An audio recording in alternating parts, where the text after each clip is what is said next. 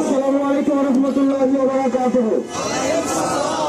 প্রিয় চট্টগ্রামবাসী, আপনারা এই তীব্র তাপদাহে আপনারা আমাদের কথা শুনছেন, সেজন্য আপনাদের কাছে কৃতজ্ঞতা। আমরা আপনাদের কাছে নতুন বাংলাদেশের বার্তা নিয়ে এসেছি। যে বাংলাদেশে আমাদের প্রথম এবং প্রধান যে জায়গাটি, সেটি হচ্ছে আমাদের নতুন বাংলাদেশ হলো বৈষম্যমূলক বাংলাদেশ। আমাদের এই বৈষম্যহীন বাংলাদেশ করার জন্য আমাদের নতুন যে বাংলাদেশটা হবে, আমাদের অতীতে যে বৈষম্যমূলক যে বাংলাদেশটা ছিল, সেটার উঠে উঠে আমরা একটা বৈষম্যহীন বাংলাদেশ আমরা গড়ে তুলব। প্রিয় সহযোদ্ধা, আপনারা জানেন জুলাই আগস্টে এই জায়গাটাতে আমাদের গুলি করে হাসিনা শাহী আমাদের ভাইদেরকে আমাদেরকে হত্যা করেছে। প্রিয় চট্টগ্রামবাসী, আমরা আপনাদেরকে নতুন বাংলাদেশের গল্প শোনাতে চাই। আপনারা যারা নতুন বাংলাদেশ, আপনাদেরকে নিয়ে আমরা গর্ব। সেই বাংলাদেশে আমরা রাষ্ট্রের প্রত্যেকটা প্রতিষ্ঠানকে আমরা জবাবদিহিতার মধ্যে নিয়ে আসতে পারবো।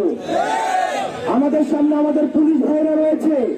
পুলিশ ভাইদের উপরে অনেকেই বিরক্ত, কিন্তু পুলিশকে কারা ব্যবহার করেছে তাদেরকে নিয়ে কেউ কথা বলে না। পুলিশের প্রমোশন নিয়ে কেউ কথা বলে না। পুলিশের যে অমানবিক পরিশ্রম সেটা নিয়ে কেউ কথা বলে না। পুলিশের সংস্কার নিয়ে কেউ কথা বলে না। আমরা সংস্কার নিয়ে কথা বলছি।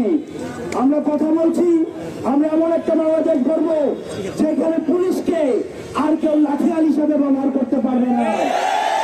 আমরা এমন একটা বাংলাদেশ গড়তে চাই যেখানে প্রশাসনকে আর লাঠিয়াল হিসেবে ব্যবহার করতে পারবে না।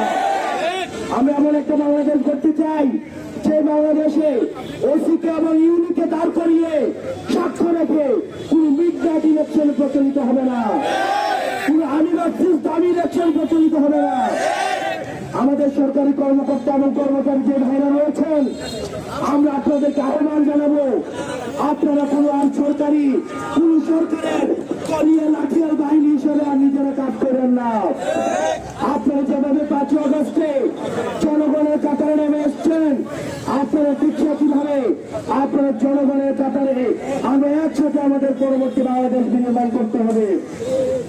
প্রিয় চট্টগ্রামবাসী, আপনাদের কাছে প্রশ্ন, আপনারা কি আর এই মুজিববাদী সংবিধান আর সংসদে দেখতে চান? এই মুজিববাদী সংবিধান দিয়ে বাংলাদেশ পরিচালনা দেখতে চান? আমরা চাই এই মুজিববাদী সংবিধান